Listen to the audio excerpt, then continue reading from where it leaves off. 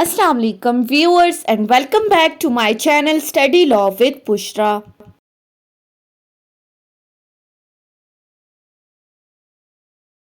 So in today's video we are going to start chapter 7 of Land Revenue Act 1967.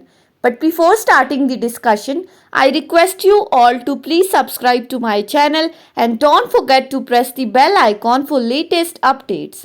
Do share this video with your friends and don't forget to comment your feedback. So let's move towards the discussion. Chapter 7 of Land Revenue Act deals with the topic of assessment, जिसमें हमारे पास general assessment और special assessment को discuss किया गया है। अब समझने की बात यह है कि ये जो वर्ड असेसमेंट है इसका क्या मतलब है। अगर हम असेसमेंट का लिटरल मीनिंग देखें तो इसका मतलब है तखमीना लगाना, इवेलुएट करना, किसी चीज़ का अंदाज़ा लगाना। अब किस चीज़ का अंदाज़ा लगाना? अब ये जो लैंड रेवेन्यू एक्ट हम पढ़ रहे हैं इसका बेसिक पर्पस क्या था कि जितनी भी एग्रीकल्चरल लैंड्स है, जितनी भी ज़री ज़मीनें हैं, उनसे गवर्नमेंट ने टैक्स कलेक्ट करना है इन the form of land revenue. अब वो टैक्स कितना कलेक्ट करना है, इस चीज़ को हमने असेस करना है, इस चीज़ को देखना है कि किस ज़मीन से कितना टैक्स गवर्नमेंट ने कलेक्ट करना है। और गवर्नमेंट ये चीज़ किस तरह से देखेगी कि इस तरह की ज़मीनों पर टोटल प्रोड्यूस कितना है, फिर उस टोटल प्रोड्यूस से जो मुनाफा आ रहा है उसके अकॉर्डिंग उसके टैक्स की असेसमेंट की जाएगी। इसके जो रेलेवेंट सेक्शन है वो सेक्शन 56 से सेक्शन 58 तक हैं। हम वन बाय वन इनको डिस्कस करते हैं, starting from section 56 that deals with assessment of land revenue, कि लैंड रेवेन्यू को असेस किस तरह से करना है। सेक्शन 56 की अगर हम क्लॉज 1 को देखें तो क्लॉज 1 कहती है all the lands to whatever purpose applied and wherever situated is liable to the payment of land revenue to the government, कि जितनी भी ज़मीनें हैं चाहे वो जहाँ कहीं भी लोकेट कर रही हैं, जहाँ कहीं भी सिचुएटेड हैं, they are under the liability to pay the land revenue to the government. उन्होंने गवर्नमेंट को लैंड रेवेन्यू पे करना है। लेकिन इसी के साथ सेक्शन 56 में कुछ एक्सेप्शंस बताई गई हैं उन ज़मीनों के बारे में that are exempted from the payment of land revenue to the government, जिनको एग्जेम्प्ट किया गया है। अब वो कौन कौन सी ज़मीनें हैं? Number 1, such land has been wholly exempted from that liability by special contract with the government or by the provisions of any law for the time being in force। अब इसमें दो चीज़ें बताई गई हैं। पहली बात कि ऐसी ज़मीन जो कि लैंड रेवेन्यू से एग्जेम्प्टेड है, किस सिचुएशन में? जहां पर उस ज़मीन से रिलेटेड गवर्नमेंट के साथ किसी तरह का कोई स्पेशल कॉन्ट्रैक्ट किया गया है तो वो ज़मीन लायबल नहीं है कि वो लैंड रेवेन्यू गवर्नमेंट को पे करेगी। Secondly, by provisions of any law, या फिर अगर किसी कानून में ये बात बताई गई है कि फ़लाँ ज़मीन जो है वो एग्जेम्प्टेड है लैंड रेवेन्यू से, तो ऐसी ज़मीन से लैंड रेवेन्यू कलेक्ट नहीं किया जाएगा। पहली situation. Secondly, such land is included in the village site, ऐसी ज़मीनें जो विलेज साइट के अंदर इंक्लूडेड हैं वो भी लैंड रेवेन्यू से एग्जेम्प्टेड हैं। अब वो कौन सी ज़मीनें हैं? जैसे हमारे पास शामलात वगैरह आ जाती हैं, कब्रिस्तान वगैरह आ जाते हैं, स्कूल्स वगैरह एक्सेट्रा। उसके बाद आ जाते हैं थर्ड सिचुएशन में, such land is included in cantonment limits, ऐसी ज़मीनें जो कैंटोनमेंट लिमिट्स में आ रही हैं वो भी लैंड रेवेन्यू पे नहीं करेंगी। उसके बाद आ जाती हैं डी पार्ट पे, the land on which property tax under the West Pakistan urban immovable property tax 1958 is payable, ऐसी ज़मीन जो कि अर्बन है और जो कि ऑलरेडी टैक्स पे कर रही हैं किस एक्ट के अंदर? अर्बन इमूवेबल प्रॉपर्टी टैक्स 1958 के अंडर अगर कोई ज़मीन टैक्स पे कर रही है तो वो भी एग्जेम्प्टेड है लैंड रेवेन्यू से। उसके बाद ई पार्ट पर आ जाएं तो ई पार्ट क्या कहता है? Waste and barren land not under cultivation for a continuous period of not less than 6 year immediately before the date of notification or general assessment or reassessment under section 59। अब इसमें क्या बात की गई है कि ऐसी ज़मीनें जो कि बंजर ज़मीनें हैं, वेस्ट एंड बैरन लैंड हैं, जिन पर किसी तरह की कोई भी काश्त नहीं हो रही। कब से काश्त नहीं हो रही? जिस दिन इस जनरल असेसमेंट से रिलेटेड नोटिफिकेशन इशू किया गया था, उस नोटिफिकेशन इशू करने के 6 साल पहले तक अगर कोई ज़मीन काश्त के काबिल नहीं थी, उस ज़मीन पर किसी तरह की कोई काश्त नहीं हो रही थी, तो वो ज़मीन एग्जेम्प्टेड है from the payment of land revenue. Simply notification issue हो गया जनरल असेसमेंट का, उस जनरल असेसमेंट के इशू होने से पहले 6 साल पहले तक अगर कोई ज़मीन काश्त के काबिल नहीं थी, उस पर किसी तरह की कोई पैदावार नहीं हो रही थी, तो वो ज़मीन एग्जेम्प्टेड है from the payment of the land revenue. उस ज़मीन से किसी भी तरह का कोई भी लैंड रेवेन्यू कलेक्ट नहीं किया जाएगा। याद रखना है, नोटिफिकेशन इशू होने के 6 साल पहले तक no cultivation on that land. फिर इसी के साथ इसी ई पार्ट के अंदर एक प्रोवाइजो अटैच की गई है, और वो प्रोवाइजो क्या कहती है? Provided that where any waste and barren land is brought under cultivation at any time after the date of such notification, such land shall not be liable to the payment of land revenue for a period of 6 years from the date it is so brought under cultivation। पहले हमने क्या कहा? 6 साल पहले तक उसके ऊपर किसी तरह की कोई काश्त नहीं हो रही थी, तो नो लैंड रेवेन्यू।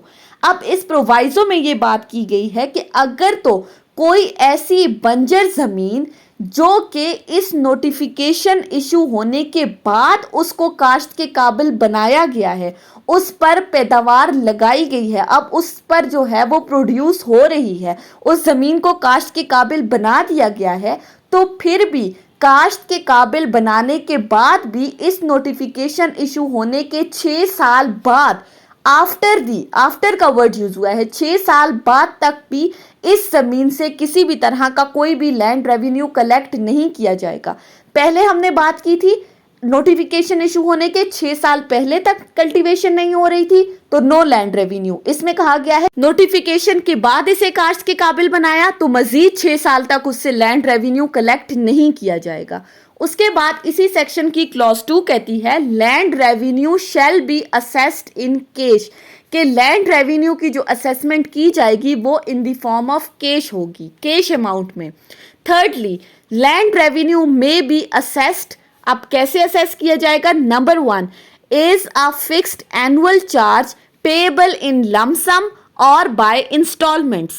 अब इसमें क्या कहा गया है कि लैंड रेवेन्यू की जो असेसमेंट होगी वो एनुअल बेसिस पर फिक्स की जाएगी, यानी कि सालाना पेमेंट होगी, और या तो लमसम मीन्स टू से कि एक साथ ही सारी पेमेंट हो जाएगी, या फिर इंस्टॉलमेंट्स में भी इसको पे किया जा सकता है।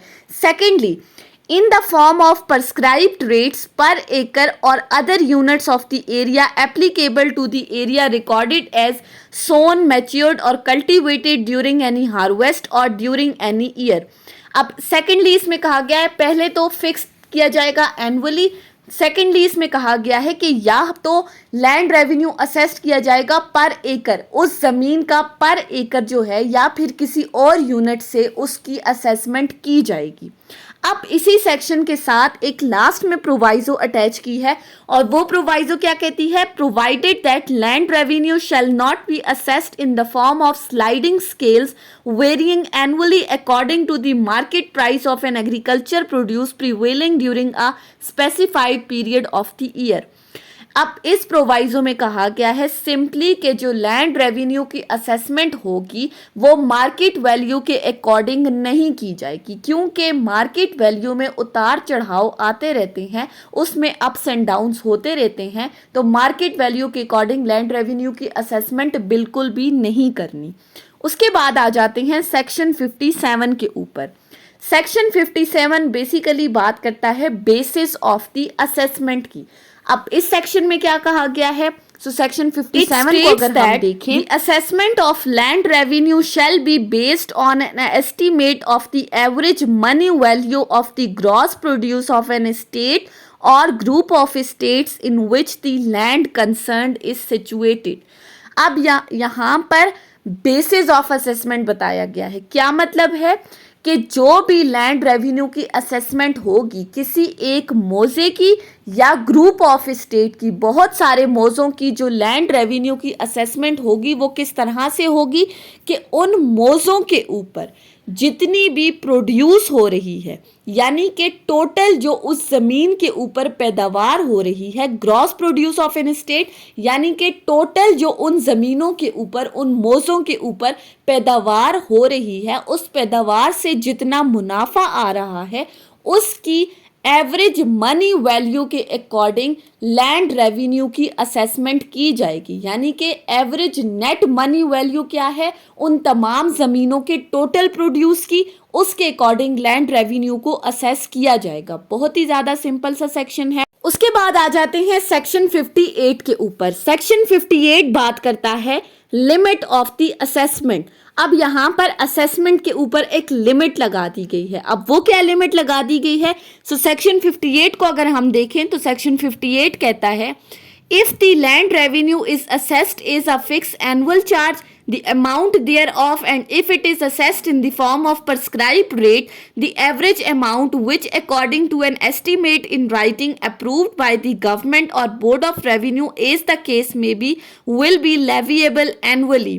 पहली बात कि अगर तो लैंड रेवेन्यू की असेसमेंट हुई है एनुअल बेसिस पे, उसको फिक्स कर लिया है कि एनुअली जो है वो लैंड रेवेन्यू कलेक्ट किया जाएगा, और इस एनुअल बेसिस के ऊपर बोर्ड ऑफ रेवेन्यू ने और गवर्नमेंट ने एक रिटन अप्रूवल दे दिया है कि इसको एनुअली ही कलेक्ट करना है, तो फिर तो कंफर्म है कि ऐसी ज़मीनों पर लैंड रेवेन्यू जो है वो एनुअल बेसिस के ऊपर कलेक्ट किया जाएगा। लेकिन फिर इसके साथ फर्दर कह रहा है but shall not in case of assessment circle exceed 1/4 of the estimated money value of the net assets of the such assessment circle। लेकिन अगर तो असेसमेंट सर्कल से लैंड रेवेन्यू की असेसमेंट की जा रही है। अब असेसमेंट सर्कल क्या है हम डेफिनेशन क्लॉज में ऑलरेडी डिस्कस कर चुके हैं कि जहां पर किसी एक मौजे में या ग्रुप ऑफ स्टेट के अंदर ज़मीनों पर एक ही तरह की पैदावार हो रही है, similar kind of the produce उन ज़मीनों पर हो रही है, तो उन ज़मीनों को इकट्ठा करने के बाद उसको असेसमेंट सर्कल का नाम देके तमाम ज़मीनों का लैंड रेवेन्यू असेस किया जाता है। तो ऐसी सूरत में सेक्शन 58 में क्या कहा है कि अगर तो असेसमेंट सर्कल है उसका लैंड रेवेन्यू जो है वो असेस करना है, तो that should not exceed the 1/4 of the estimated money value of the net assets of the such assessment circle. यानी कि उस असेसमेंट सर्कल से जो टोटल पैदावार हो रही है, उस पैदावार से जितना मुनाफा हो रहा है उसके 1/4 से ये assessment of the land revenue exceed नहीं करना चाहिए। सिंपल से सेक्शंस थे। ये थी हमारी आज की डिस्कशन सेक्शन 56 से सेक्शन 58 के ऊपर। आई होप कि आपको ये लेक्चर समझ में आया होगा। अगर आपने इस वीडियो को अटेंटिवली सुना है तो अगर आपको ये वीडियो अच्छी लगी है तो इस वीडियो को लाइक करें, कमेंट करें और चैनल को ज़रूर सब्सक्राइब करें। Thank you so much for watching this video. Till then, अल्लाह हाफिज़।